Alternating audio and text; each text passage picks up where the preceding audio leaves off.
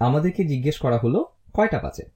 তো প্রথমে আমরা ঘড়ির ছোট কাঁটাটি দেখব, যেটা দিয়ে ঘন্টা বোঝায়, এবং এটি কোথায় আছে, এবং এটি একদম 7টার দিকে আছে।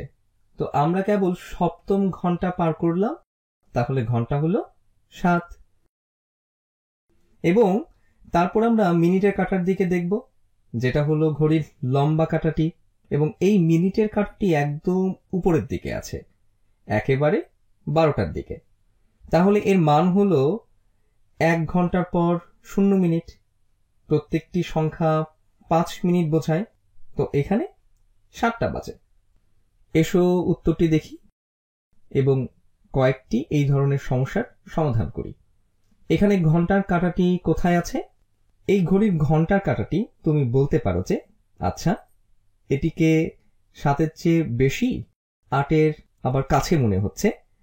এটা থেকে বোঝা যাচ্ছে যে 7টার বেশি, কিন্তু এখনো 8টা বাজেনি। তো আমরা এখন সপ্তম ঘন্টাতেই রয়ে গেছি। খেয়াল করে দেখো, ঘড়ির কাঁটা ডান দিকে ঘুরছে, তো 7টা পেরিয়ে এখনো 8টা হয়নি। তাহলে এখন ঘন্টা হলো 7, এবং মিনিটের কথা চিন্তা করলে কাঁটাটা একদম উপরে থাকলে সেটি হলো ঘন্টার পর 0 মিনিট। এবং তারপর আমরা 5 করে মিনিটের কাঁটাটা যেখানে আছে সেই পর্যন্ত গুনতে থাকবো। তো 0, 5, 10, 15, 20, 25, 30, 35, 40, 45। এখন সময় 7টা বেজে 45 মিনিট। তো এখন 7টা 45।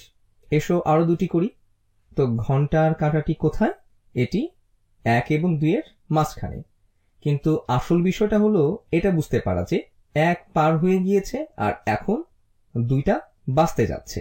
তো এখনো প্রথম ঘন্টাই রয়েছে, তাহলে এখনো 1 ঘন্টাতেই আছি।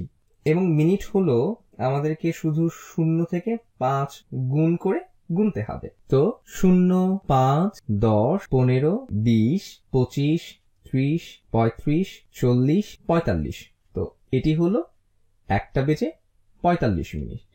এসো আরেকটি করি।